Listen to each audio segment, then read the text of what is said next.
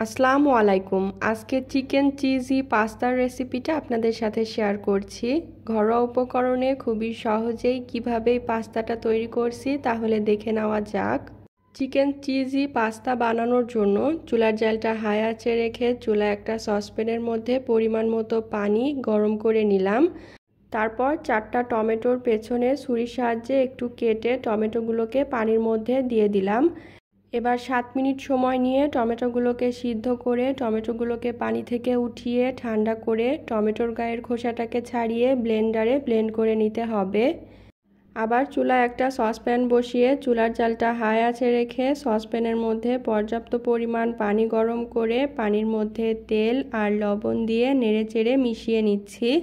এখন এর মধ্যে পাস্তা দিয়ে আরেকবার নেড়ে পাস্তাটাকে সিদ্ধ করে নিব 15 মিনিট সময় নিয়ে। আর মাঝে পাস্তাটা 1 থেকে 2 বার নেড়ে দিতে হবে যাতে লেগে না যায়। এই যে পাস্তাটা সিদ্ধ করে নেওয়া হয়ে গেছে। এখন পাস্তাটা একটা ছাঁকনির মধ্যে দিয়ে পানিটা ঝরিয়ে পানি দিয়ে ধুয়ে একপাশে রেখে দিচ্ছি। এখন ছোট টুকরা করে কেটে নেওয়া মুরগির মাংসের মধ্যে দিয়ে দিচ্ছি স্বাদ অনুযায়ী লবণ, 1/4 চা চামচ করে জিরা গুঁড়া, ধনিয়া গুঁড়া, গরম মশলার গুঁড়া, 1 চা চামচ শুকনো মরিচের গুঁড়া, আধা চা চামচ আদার গুঁড়া, রসুনের গুঁড়া।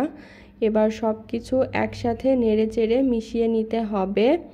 মাংসের সাথে মশলাটা মেশানো হয়ে গেলে চুলায় একটা ফ্রাইং প্যান বসিয়ে চুলার জালটা মিডিয়াম আঁচে রেখে ফ্রাইং প্যানের মধ্যে পরিমাণ মতো তেল দিয়ে এবার মাংসটাকে দিয়ে ভালোভাবে ভাজতে হবে। চুলার জালটা কমিয়ে মাংসটা একটানা নাড়াচাড়া করে ভাজলে মাংসটা সহজেই সিদ্ধ হয়ে যাবে আর এক্সট্রা কোনো পানি লাগবে না মাংসটা সিদ্ধ করার জন্য। এই যে মাংসটা সিদ্ধ হয়ে গেছে। এখন মাংসের মধ্যে আমি দিয়ে দিব 3টা বড় সাইজের পেঁয়াজ কুচি। এবার পেঁয়াজটাকে নেড়ে চেড়ে ভেজে নিব যতক্ষণ না পেঁয়াজের গায়ের কালারটা হালকা একটু চেঞ্জ হচ্ছে। এখন এর মধ্যে ব্লেন্ড করে নেওয়া টমেটো পিউরিটা দিয়ে দিতে হবে। তারপরে নেড়ে চেড়ে মিশিয়ে আমি জাল করে নিব প্রায় 7 মিনিট। ততক্ষণে টমেটো পিউরির মধ্যে যে পানি আছে সেটা শুকিয়ে যাবে। এই যে 7 মিনিট জাল করে নিলাম। এখন এর মধ্যে আমি দিয়ে দিব আধা চা চামচ চিলি ফ্লেক্স, আধা চা চামচ অরিগানো, 1 টেবিল চামচ টমেটো সস আর 1 টেবিল চামচ চিনি। চিনিটা অবশ্যই দিতে হবে, তাহলে খেতে অনেক বেশি ভালো হবে। এখন সব কিছু একসাথে নেড়েচেড়ে মিশিয়ে এর মধ্যে সিদ্ধ করে নেওয়া পাস্তাটা দিয়ে দিতে হবে। তারপর পাস্তাটা দিয়ে নেড়েচেড়ে মিশিয়ে আমি রান্না করব 3 থেকে 4 মিনিট। তারপর এর মধ্যে আমি দিয়ে দিব গ্রেট করে নেওয়া মজারেলা চিজটা দিয়ে ঢাকনা দিয়ে ঢেকে একদম লো আঁচে রেখে আমি জাল করব 5 মিনিট। ততক্ষণে চিজটা খুব ভালোভাবে মেল্ট হয়ে যাবে।